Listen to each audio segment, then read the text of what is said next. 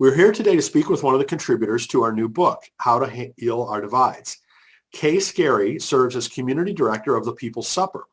She has always been enamored with the life that can be shared around the table and the ways those spaces invite us to be fully human together. Driven by a conviction that people should have consistent space where they are welcomed in, Kay launched an open community meal in her hometown a few years ago that continues today. Before joining the People's Supper team, she worked in a number of nonprofit organizations exploring different manifestations of community, with women coming out of sex trafficking in a fraternity house, as an associate pastor, and as a chaplain in a maximum security women's prison.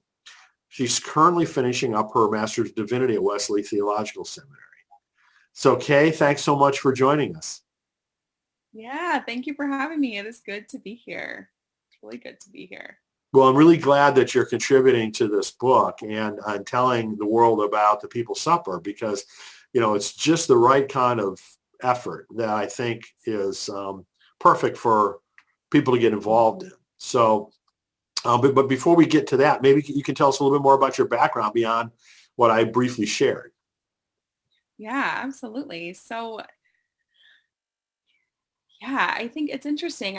I grew up in a family that came from a little bit of different worlds. My dad was the son of an NFL player and coach, and my mom, the daughter of a missionary to West Africa. And so they grew up in totally different worlds. And I remember when we were kids that so much of what they instilled in us was that all of the places you find yourself are an invitation to take really good care of the people you're around. And I remember that our home was always open to all kinds of people. I remember that I belonged to a church growing up with folks from all different countries. And so all of our holidays were full of people from all around the world. And I just remember my parents really instilling in me the question of the deeper story. So when you encounter folks who are acting a particular way, that the invitation is to try and understand a deeper story of what might be happening in their world. And I felt that instilled in me such a curiosity about people and their story and experience and all the things that might propel us to show up in the world in the ways that we do. And so, as you kind of mentioned, I, after college, worked in a number of different spaces, but all really propelled by that question of what is it that leads to community formation? What is it that makes people who they are?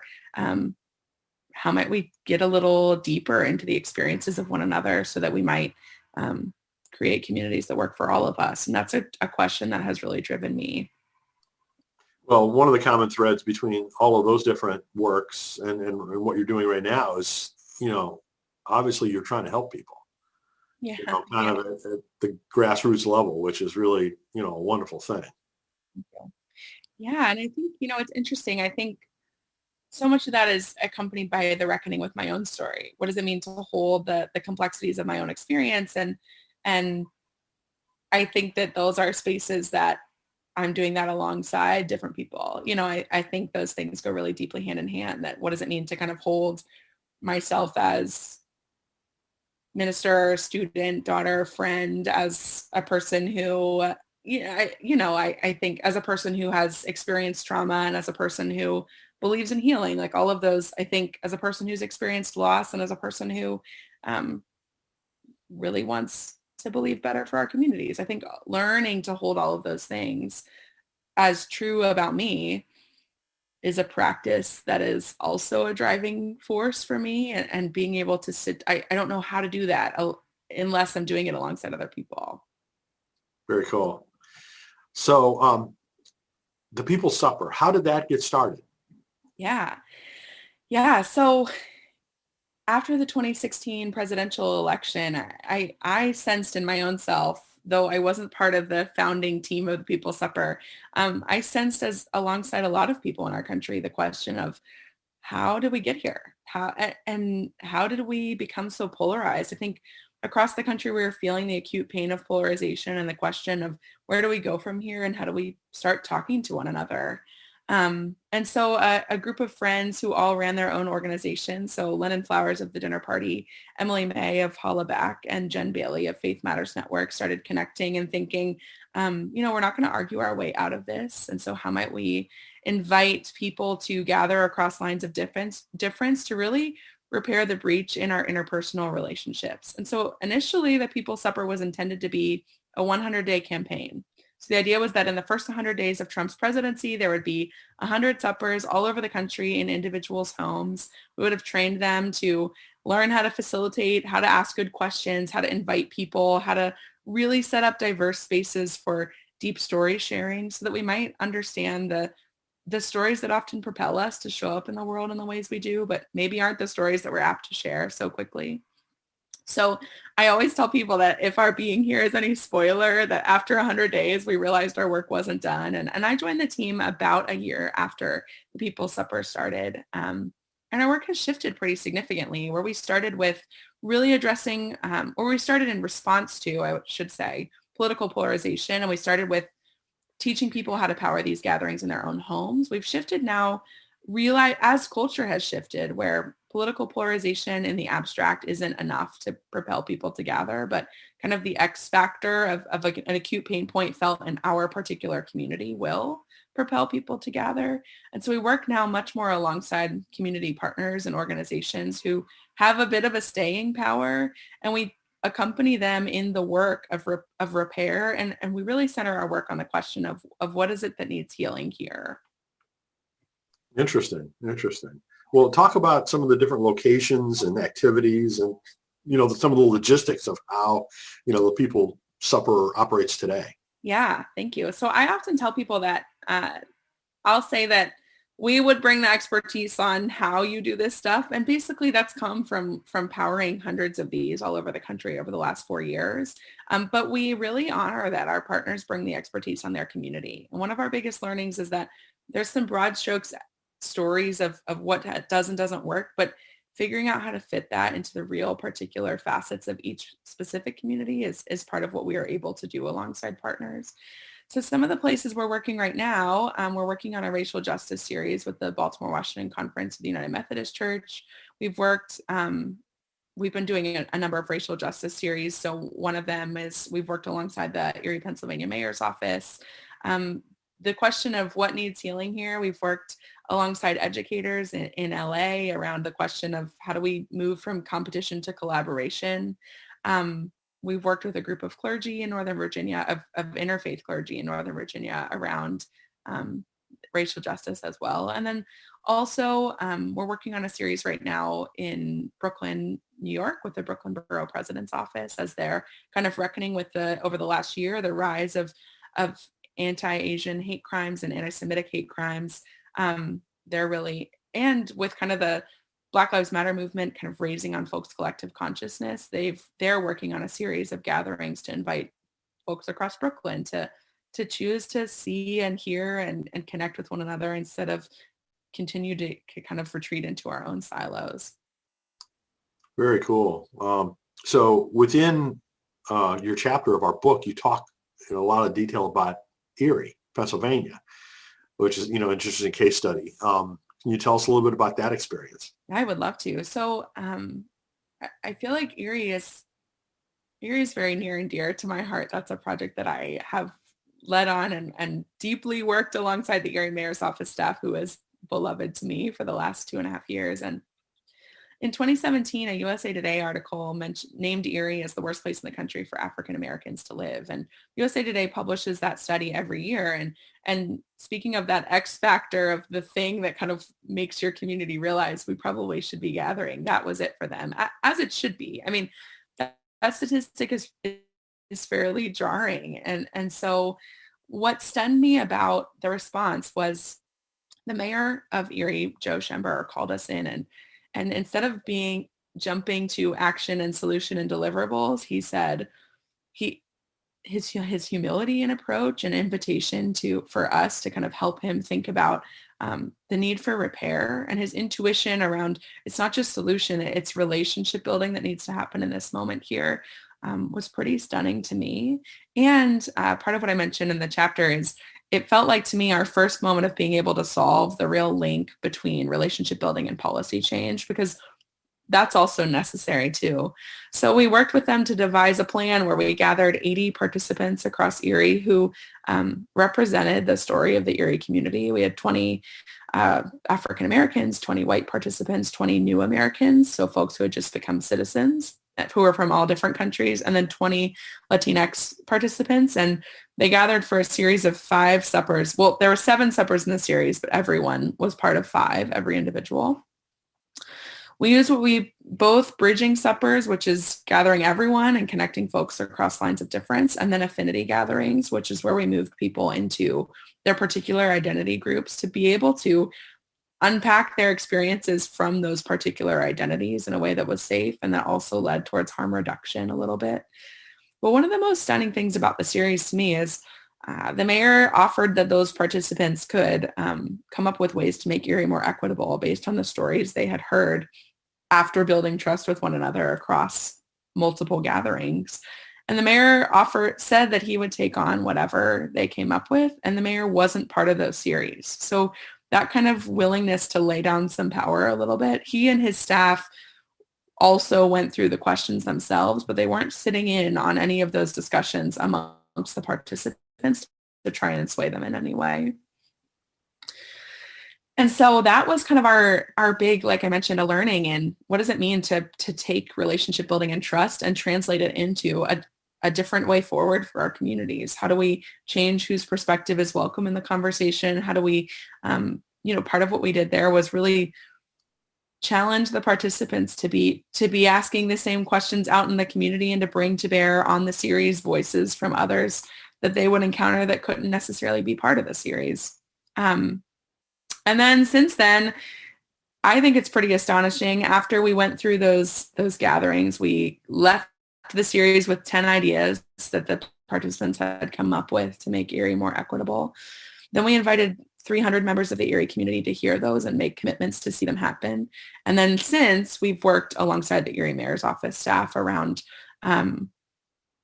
what it means to implement those ideas and kind of the accountability piece. And some of what my boss, Lennon Flowers, would say is that our role became to kind of sweat the small stuff and continue to call them back to the work of building trust alongside each other as they were doing the implementation, when so many things might threaten the process or the work that they had set out to do on the front end.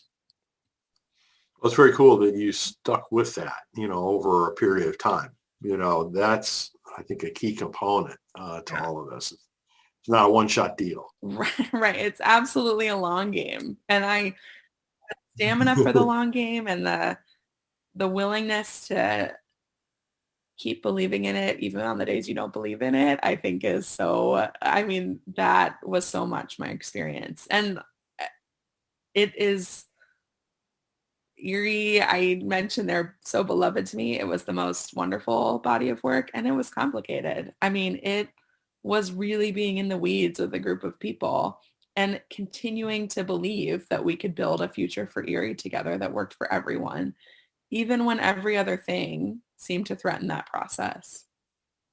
Mm-hmm. So more generally speaking, if either communities want to get involved with the People's Supper or individuals, what are the paths that they can take? Yeah, so we kind of have 3 bodies of work that people can fall into right now. So those racial justice series are intended for already established multiracial communities to go through a journey together over time. It's intentionally a space for us to say out loud some things that we need to be able to work through and to call people to do some reckoning and to see their community more fully. And it's intended to move folks into action steps they might complete together. So that's one. The other is that kind of broader what needs healing here. So if it's some places it is political polarization, some places it's we don't know how to work out our religious difference. And so that's another kind of bucket of our work. And then the third bucket of our work right now that's come out of the coronavirus is what we're calling seeing each other through or seeing communities through. And that's really a space where we're helping communities kind of rally to show up for one another and combating isolation and supporting local business and helping neighbors in need, mostly out of in the moment where we are completely isolated, how do we how do we continue to strengthen community ties that then allow us to address some of those bigger inequities or bigger kind of moments of rupture? So those are our 3 bucket areas. All of our resources are available online. We know that we don't want to be a stopgap for communities needing to have to work with us to be able to see this stuff, to use some of our lessons. So we have a number of guidebooks online, and are working now on a recorded training online that folks can just access and use. If people want us to do a deeper dive alongside them and kind of do that deep accompaniment like we did in a place like Erie, they can reach out to us over email on a form on our website, and we can kind of work out, we tailor partnerships with all different community organizations to see which, like, to make sure that we're meeting their particular needs. Well, one of the things I love the way that you guys have shifted, your focus as the needs identified themselves. That's a wonderful trait of entrepreneurship in general. And, clearly, you guys have been nimble and been able to react to the needs that you see. Yeah, I'm laughing because Lennon and I were talking about this yesterday. It's a gift and it's complicated. I think it matters to us. We've gotten really, really clear on the deeper, this is what we're trying to do, and the mechanism by which we might do it is going to shift as culture shifts, as the needs of communities shifts. And that is wonderful. I mean, it is the ability to kind of maintain the integrity of the ability to maintain the integrity of our work requires a willingness to adjust accordingly as our culture adjusts, as communities we're working with adjust, and as it's on a micro level as well as on a macro level. So organizationally, we've shifted, but even in each of our series, we design for feedbacking along the way to understand what this particular community might need additional support on. And I really am proud of that in our work, and it is complicated. I mean,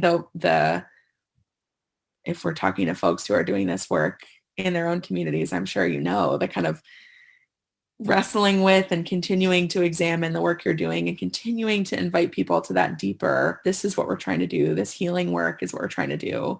When the mechanism might change, and the willingness to be able to shift and adjust is a necessary part of it. And like I said, I'm proudest of that in our work, even as I hold it with all of its complexity.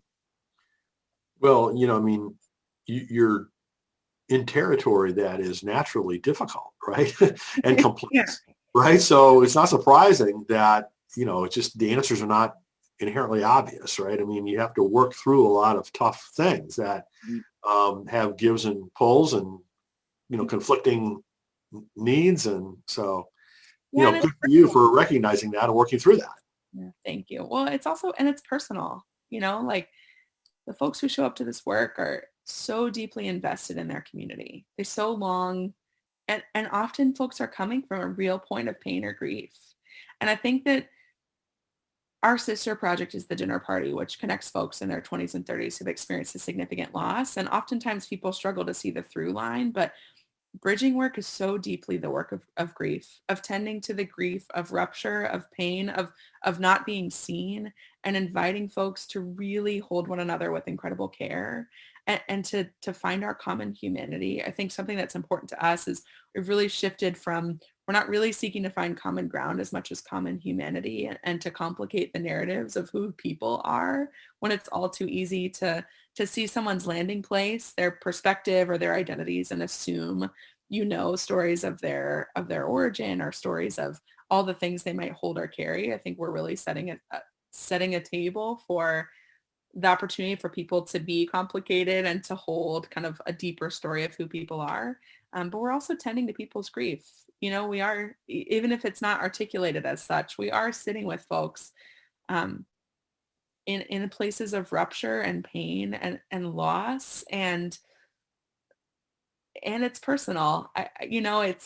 This is my professional work as much as it is my own ways of being in the world, and the ways I long to show up in my neighborhood when I clock out at the end of the day. And that by its very nature means that you've got to be able to hold the integrity of the work and be nimble, but it's no small feat.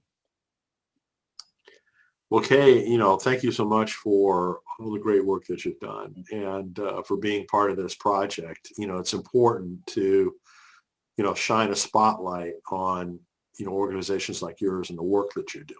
And I really want to spread that word and let people become more aware of how you can help deal with some of these and look to be intractable problems. Yeah, well, thank you, Brian. And for all the folks who tune in asking these questions too, I think it's important to me that we ask them alongside you, and I think this work takes all of us. And so I'm always encouraged and energized by other people who are thinking about this and committed to this, and who are longing to do this type of work in their own communities as well. So I'm glad to do it too. Wonderful. Well, thanks again for contributing to this and for joining us on this program. Thank you. It's good to be here.